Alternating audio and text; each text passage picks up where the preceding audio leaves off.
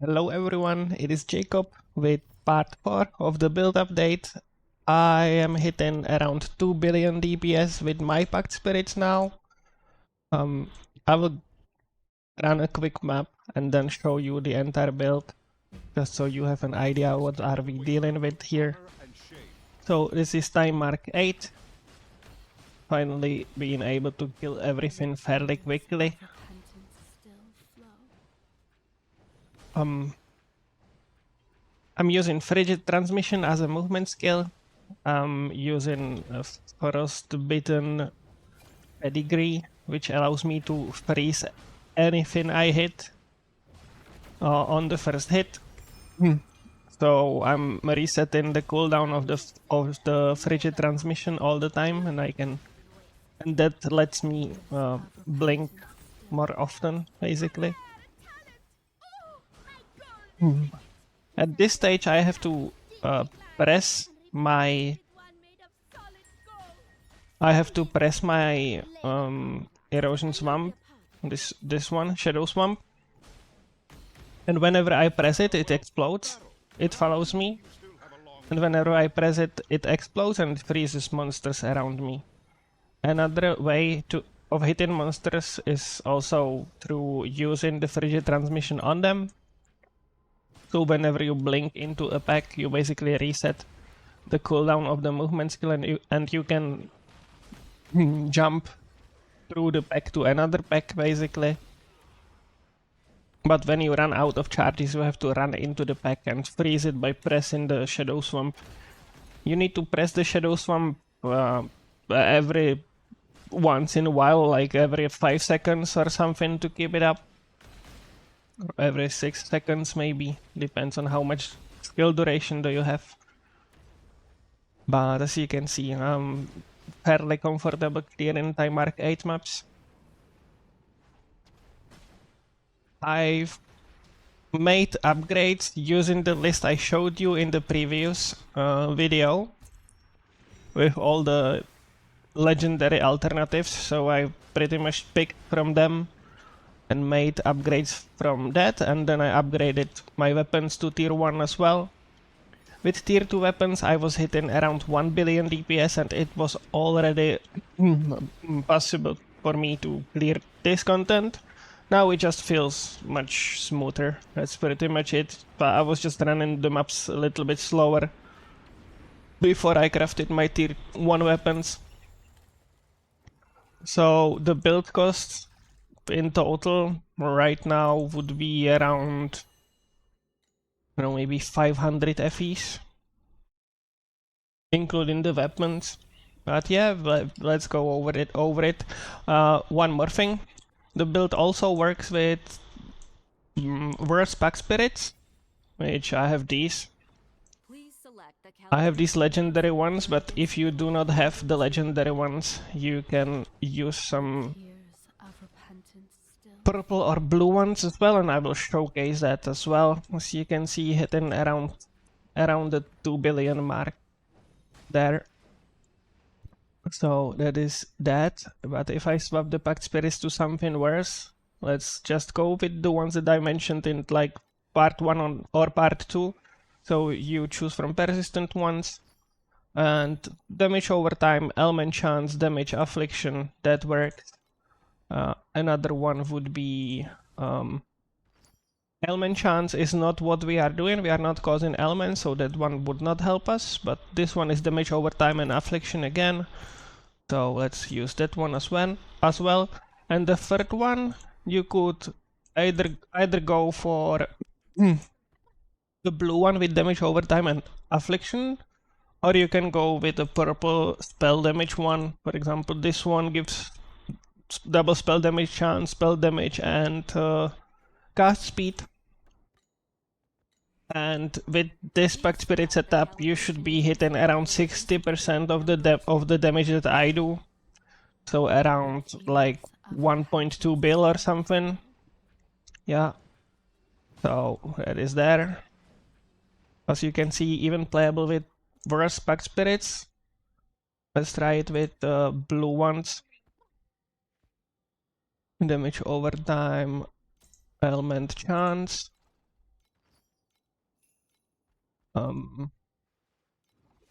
Damage over time affliction, and let's do one with spell damage. This one, spell damage and double spell damage chance. Let's see. I haven't tried it with these, but once you get like the blue ones, or the purple ones, you will already have some blue ones, so you can mix and match them. As you can see, I'm still hitting enough damage with the current gear to be able to clear Time Mark 8 maps, so you can farm Time Mark 8 with this setup fairly easily. Now let's just go over the entire setup, and I will run one map with this damage at the end of the video, okay? With blue pack spirits. So yeah, let's go over the gear first. Amulet and belt still the same. I've changed the helmet for this one. I'm using the Shadow Swamp as one of my 2 damage sources. When I combine both, I deal double damage than by using only Mind Control by itself. But when I use only Shadow Swamp for now, it does not deal enough damage yet to clear the map by itself. But eventually I would like to use only the Shadow Swamp for clearing. But that's for some future update once I upgrade other gear and other skills as well. So as you can see, it deals around 500 with the bed packed spirits, and the Shadow Swamp itself with the bed packed spirits would deal around, let's see, yeah, something like that as well. So yeah. So I'm using 2 main skills pretty much for dealing damage. And this helmet lets me have +1 stack of Terra Charge, which increases the damage of the Shadow Swamp. Then later on I will be adding an armor with +1 charge as well. And I will be looking to get this helmet with +2 charges actually. But that would be for some future video. Amulet, Corruption Curse, the belt for clear, this one, you just need a source of blur, or you can just go with this one, which will let you cover more area while running through the map and deal a bit more damage. So yeah, this one is a cheap possibility as well for now. I bought Twilight Vestment in the end, which allows me regenerate my energy shield all the time because I'm reaping all the time. So this setup, this armor makes you really tanky once you get enough energy shield. For Time Mark 8, enough energy shield would be somewhere around like 4k plus, let's say. And what you want to look on this armor is to have a number that is higher than 0 on this. On this mod, energy shield charge rate, because the spread there goes from negative to positive numbers. So just try to buy one with positive numbers here, because otherwise your energy shield will just regenerate very slowly. So just look for one that is positive here. And as you can see, mine would go around 80 FEs. For the gloves, I chose Eterna Martyr, fairly cheap gloves. You can buy any that you find, and the important role here is reaping cooldown recovery speed. But as you can see, the spread is not that wide, so really any gloves would do, and those are going around 80 FEs as well.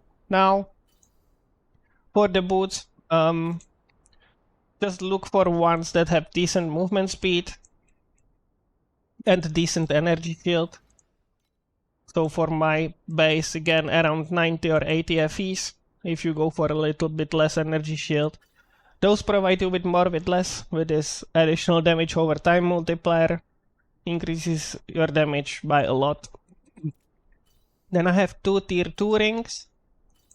As you can see, tier 3 intelligence and then tier 2 energy shield and resistances on both. Those are my next upgrades that I will be doing. I will just craft tier 1 rings eventually. And for weapons, I just bought a base. How to get the weapons, I will explain the process here. So a bit of crafting notes video here. Buy a base with reaping duration for a cheap price. So you want tier 1 reaping duration. So you click on the mod, select tier 1 and delete the upper mod and try to find one with item level 86 and preferably high energy. So I don't know, maybe like 60, because you will need a lot of energy to make this build running. So you can see that there are some for around 60 FEs. If you can get one for under 60 FEs, that's okay, because rolling for the reaping duration can cost you a lot, while all the other mods are relatively cheap. Now, the other mods.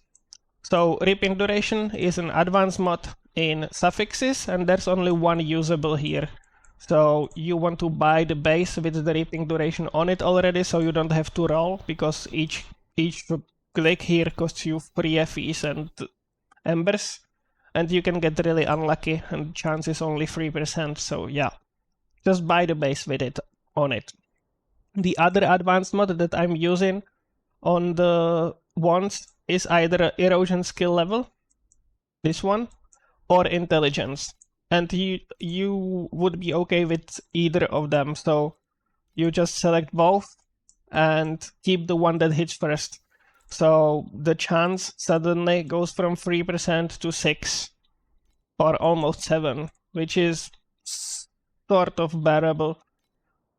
So yeah, that's the other advanced mod, erosion skill level or intelligence. And the rest of the wand is just base affixes, which cost 1 FE to roll, and you want all of these basically. So damage over time, reap damage over time, erosion damage, and affliction effect. And as you can see, both of the wands or scepters are pretty much the same. I just have intelligence on this one instead of the erosion skill level, because I hit intelligence first. That's it. So yeah, if you feel like you have enough damage and you could use more defense, just feel free to roll the damage over time or the intelligence for the base max energy shield here. Yeah, also an option. So you can see you can get up to 500 energy shield on each wand, so 1k energy shield from wands. With all the other modifiers from passive tree would put me around 6k, I guess. Yeah. So if you have the Pact Spirits for it, and you only farm time mark 8, around 1.5 billion DPS would be enough. So you can go for more defense to level up safer. So that's for the items. Now let's go over the passive tree. I swapped a few points. I'm using Subtle Impact, so I get the elemental resistances back because I want to level up. I'm still dying on Pirate Boss sometimes, so I'm not leveling up anymore anyway. So I could go for more damage here, but yeah, I'm using this for now. This tree stayed the same. Psychic, I swapped the damage nodes into defense nodes, these two. I'm going for this low defense because it scales everything, like armor, evasion, and energy shield, and I will have some evasion and armor from the other pieces that I will buy in the future. But if you are only running energy shield bases, just get rid of these nodes and put them here, you will get better value. And then I bought Ethereal Prism here with the core talent that gives me 8% movement speed and 4% additional damage for 8 seconds on defeat. and that stacks up to 4 times.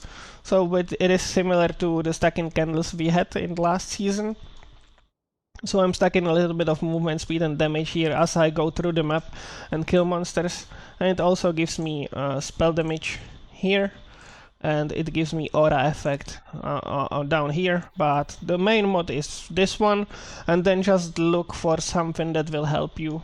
So intelligence, aura effect, spell damage, and then put it somewhere that it will affect the most nodes that the prism actually affects. This one is for medium nodes and legendary medium nodes, so these two are medium, and these two here are legendary medium, so I'm getting the most value from this that as I couldn't get more anywhere else, I think. Yeah, so that is that. Rip purification here still, as you can see, there's the mod that I'm getting 8% movement speed, that's from the prism, but rip purification, and I'm getting more with less from the boots. Then on Lich, still running off the beaten track. That's the main node that allows me to run 4 auras. In here I also swapped the damage into energy shield. I'm filling up the energy shield slowly to the max.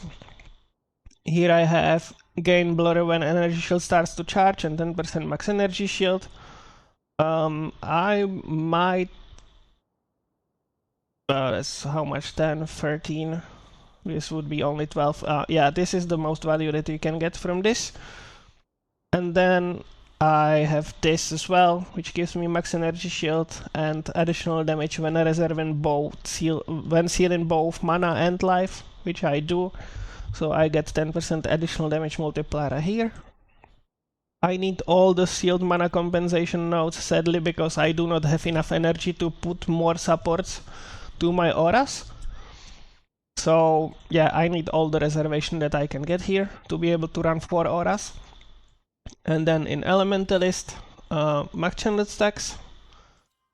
stacks in the end, maximum life and maximum energy shield here. And then this node is fairly important because I need a source of cold damage somewhere, and I will show you why in a bit. So yeah, cold damage, really important here to get this node. Don't forget it if you want to copy the build. For Statue of the God, I finally bought everything that actually helps me. So yeah, you want to buy 4 slates with this Reap mod that I mentioned in the last video. So I have 4 of them. Reap and Reap. So that gives me source of instant damage. And I'm running a decent amount of Reap cooldown as well. So it is not 6 seconds, but it is something around 2 seconds now. Or maybe 3. Yeah, basically reducing the cooldown of this through itemization. And then on the pedigree I'm running Frostbitten, which gives me extra damage to frozen enemies, but they're frozen for only like 1 second, so that does not really matter. But what this lets me do is move through the map really quickly by using Frigid Transmission, because Frigid Transmission gets charges as you freeze monsters. So this slate, or this mod on the slate, allows me to freeze monsters the first time I hit them with something. So yeah, that's the Frostbitten Frigid Transmission tech for movement. Oracles are always looking. Now, since I'm talking around about the movement, Frigid Transmission, Magic Dash, and Reaping Agony don't need any cooldown recovery here because Frigid Transmission refreshes skill cooldown upon inflicting freeze. So yeah, you get the idea now. I hope that I explained it thoroughly. Mind control still the same. Black hole, just reduce cooldown, and Reaping Agony, another source of reap. Starstalker, additional damage over time, as long as you stay in the Starstalker AoE. Please select the calibration So intensity for if we skills can see number 2. it here when it casts, it will be a yellow projectile that flies out of me, this one, and it attaches to a monster and creates a yellow circle around it. As long as you stay in the circle, you get the empower effect. What is nice about this skill is that it lasts for 4 seconds, and when you kill the rare that it attaches to, it just starts flying to another rare nearby. So basically it tracks rares and you stay in it and get the damage bonus from it. And then Shadow Swamp, increased area, ground divide, reap in agony, grudge. If you do not want to press it manually, you can put increased area instead of reap in agony and put the activation medium there. That will let you not press it, so it will be more chill, but it will deal less damage, around 30% less. And the fifth link here, really important, is this one. Let's go in for around 10 FE if you buy really low roll.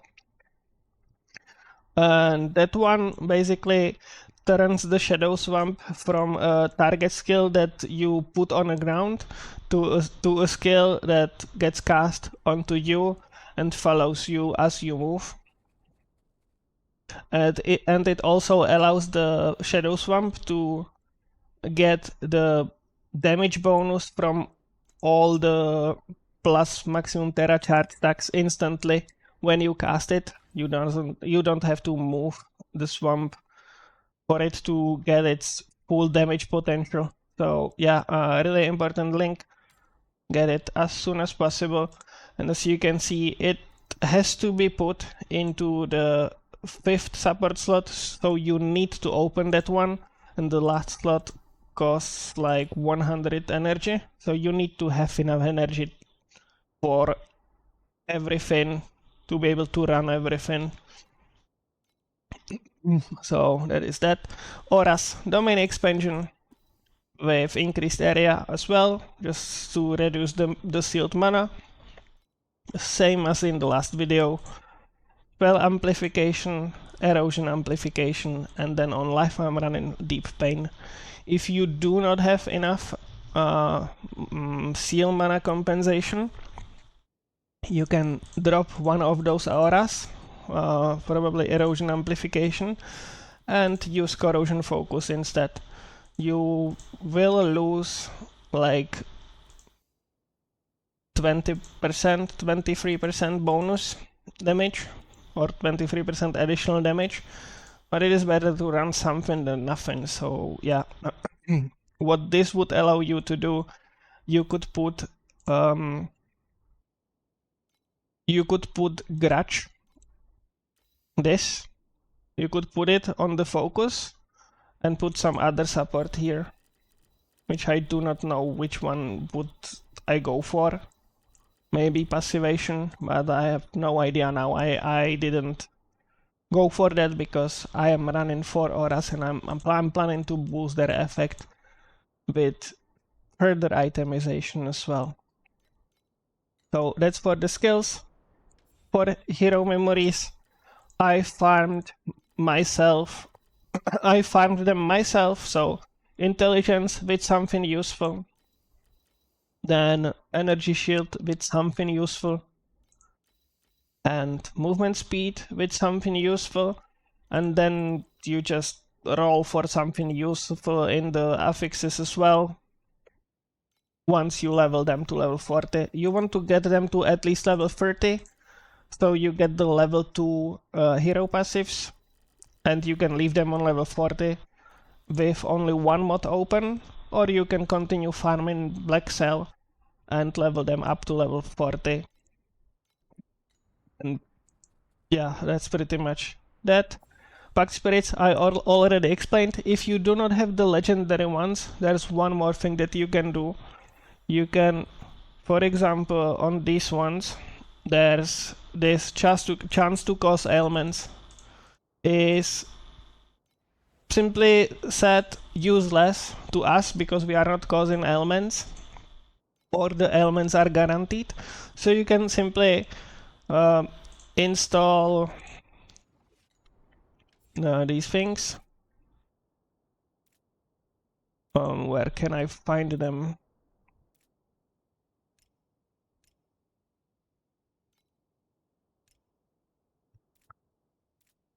You can install fates, and I'm not sure. Yeah, that was it. You can search for micro fate and get reaping duration here. Those are going for around 40 FEs, so not cheap for now. They will get cheaper over time. And you can basically, with these items, you can modify the nodes in your Pact Spirit tree. You can even modify the large nodes as well. So yeah, this reaping duration would give you the most bonus, or the highest bonus. So you would basically swap the effect of these nodes with reaping duration, which would increase your damage even further. I believe that I went over everything in the build. So I will run one more map just to show you that you can run it even with blue Pact Spirits. So another Time Mark 8 map with like 1 or 2 clicks on this. Let's see if I will be able to clear it. We'll go inside And as you can see, the monsters are still dying. and greet the filthy dawn. Even though they are dying a little slower, but you are still able to clear the entire map, and that's the point of the farm, right?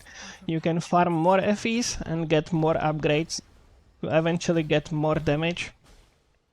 So basically, if you do not have the Pact Spirits, you will need to farm for longer to get more upgrades, to get to similar numbers that I am doing with my legendary Pact Spirits. Maybe one more thing that could interest some people about the Pact Spirits, where to get them. The tears of repentance. And you can go to this boon menu, and there's this Project Battle Pact Spirit. Then you click to this Bio Raid, and you can select the Pact Spirit that you want to get. You basically can target roll for them. So as a first one, that would, if you don't have any yet, as the first one I would recommend everyone to get Poisoned Omen first. So you just put her here and then you start drawing, and you will have higher chance to get Poisoned Omen eventually. And then depending on the archetype of your build, I like playing damage over time build, so I'm going for this one, Fire Swordsman. There's a Reap Source Pact Spirit. Abyssal King, that's a Reap cooldown recovery Pact Spirit. And then Poisoned Omen, that would be my free go-to on damage over time builds. Mind Control, I'm still running Mind Control. I will not be running Mind Control tomorrow probably, or maybe 2 days. But yeah, for channeling skills, you would want to get Swain Bonnie. And Portrait of a Fallen Saintess is for erosion builds. You can check what the Pact Spirits do in the Pact Spirit window and choose the ones that would help you the most. But I believe you still have a long way to go. And yeah, as you can see, these tanky rares, yeah, you would have to kill them. You would have to spend time with them, even with the higher Pact Spirits. But this one exploded from the monsters that were around. That's the Thea hero trait that explodes monsters around the monster that you debuffed with your hero passive. So yeah, as you can see, clears the entire time market even with blue Pact Spirits, so Tears of repentance. there's no excuse or anyone. Yeah, that would be the map clear. I thank everyone for watching. I will see you much in the next video. of prey. Bye!